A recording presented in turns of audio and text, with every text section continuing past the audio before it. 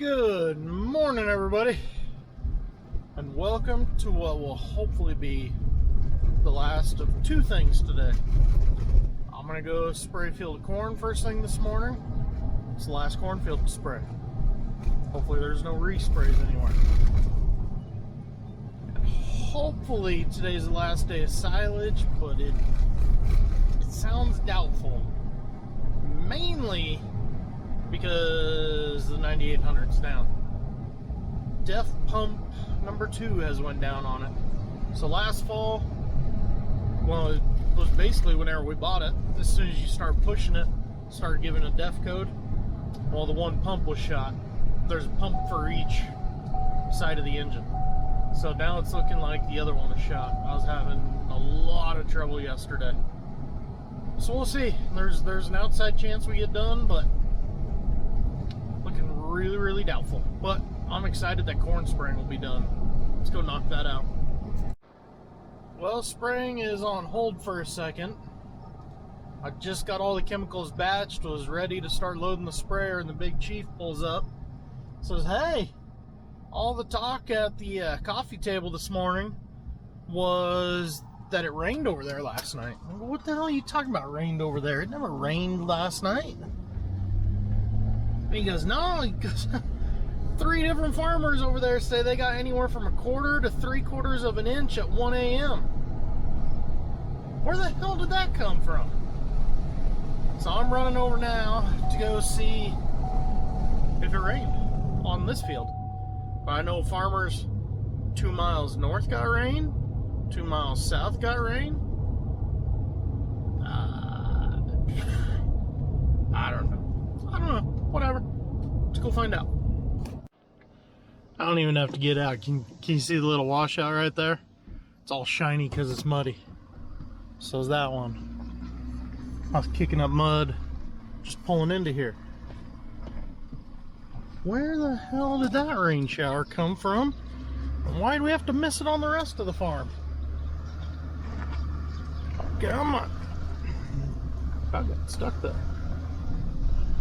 Alright, so, well, apparently everything I told you in the first little part of this video is a lie, because I'm not going to finish spraying corn today.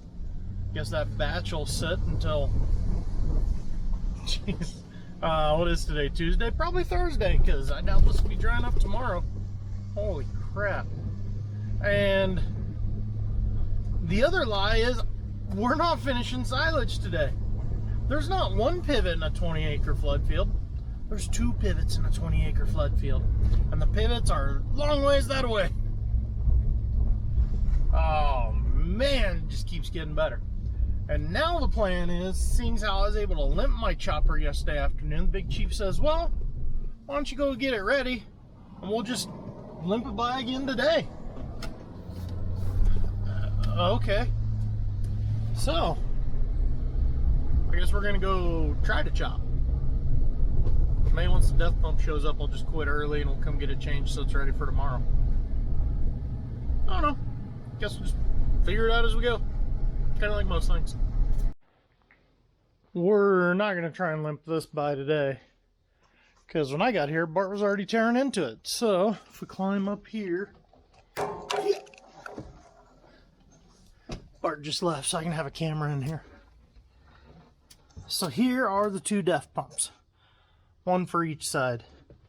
So first day we owned this machine last year, or first day of use, we found out this DEF pump was bad.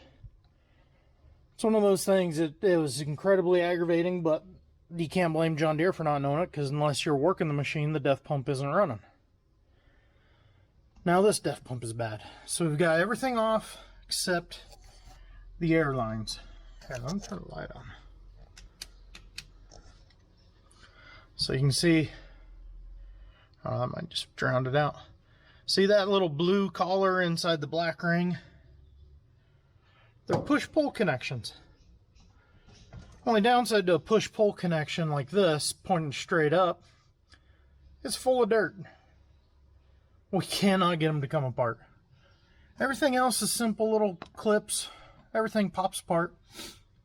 But no, we got to put push-pull connections on something that's going to get full of dirt. We even engineered, because it takes a special tool, so we made one. That still won't do it. Bart remembers the John Deere tech on this side. Wound up just cutting them and then stretching the lines to make them work. Bad part is there's not a whole lot of line. Might be one of those deals where it's easier just to get new lines. I don't know. Incredibly aggravating, but Bart ran to UPS to catch the trucks before they take off because it's almost 9 o'clock. So he went to go try and head them off and get our parts so we don't have to wait till sometime this afternoon for the truck to show up with them. Then he was going to run by Deere and look at their computer, because we don't have a tech manual for this one yet, so he was going to go look at their computer to see if it gave him any better ideas. So now I'm going to grab a grease gun, get started servicing this, so basically the machine will be ready once that DEF pump is in. Okay guys, here it is, 11 o'clock, headed to the field. It's weird looking this way instead of this way. I forgot my swivel mount at home from editing all weekend, so I've just got my tall magnet mount that I always hold and take everywhere else other than in here. But it looks like it's holding there all right. Yeah, like I said, 11 o'clock, headed to the field. We never got those lines to come apart. Bart finally just got pissed, grabbed a razor blade, cut them as close as possible, and we were able to stretch them and make them work. And he was laughing because that's what the John Deere tech did last year, because the John Deere technician couldn't get the John Deere lines to come apart. That's how awesome the lines are. We ordered, there's a special tool that's supposed to help. We ordered it. Get here in about 2 months, they think. Welcome to ordering John Deere special tools. But our local dealership has like 8 dealers.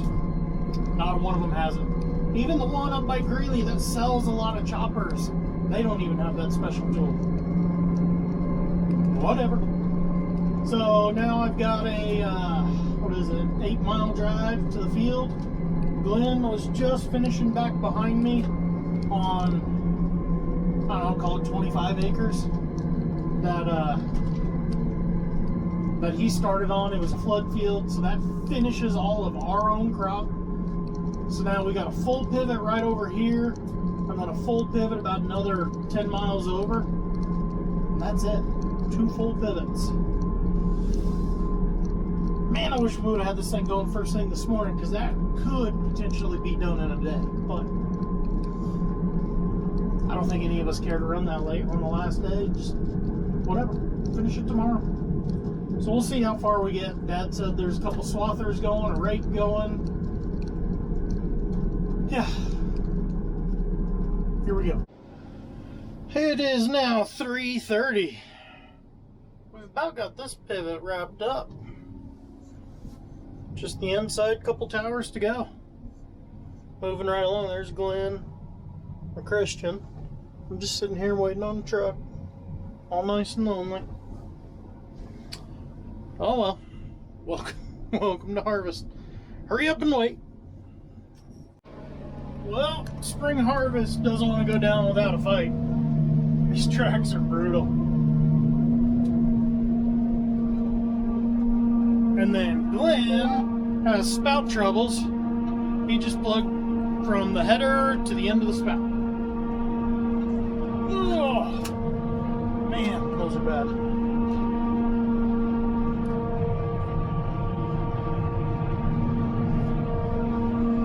At least slowing the inside too. The rest of them are super deep, but they're not near muddy. And stuck. There it is, 4:15 on the move. Alright, now like 8 miles that way to cut around the trucks to figure out what the plan is. And meanwhile, we got rain to the south that's been there all afternoon. Oh, come up here, rain. Come on, I could use a shower. Alright, last pivot, here it is. Just gonna cut a handful of trucks. What is there, 4 more tonight? I call it a night. Rode this baby back home, service it up. 1 more day. And now for the road trip back to the east. 5:39. Can't Cameron just left at the last load of the night. Go get this blown off, ready for tomorrow. See how bad Glenn's chopper is. And there it is, 6:20. Just pulled up to the shop. Glenn's chopper's out at the air compressor, so I'm just gonna park mine right here for right now. Well guys, I got busy last night and completely forgot about the video I had going. So Glenn's chopper is down and out. He's got more than just spout liner issues. Now the starter is shot on it too, because it wouldn't shut off. It wouldn't kick out, I should say. They shut the engine off, but then you can just hear that starter still whining. So we got that problem. So it's just me and that pivot to go. Hopefully mine will make it through. We got to do a little welding on it. But you'll find out about that in the next video that I'm going to start recording right now, because I screwed up. Oh well.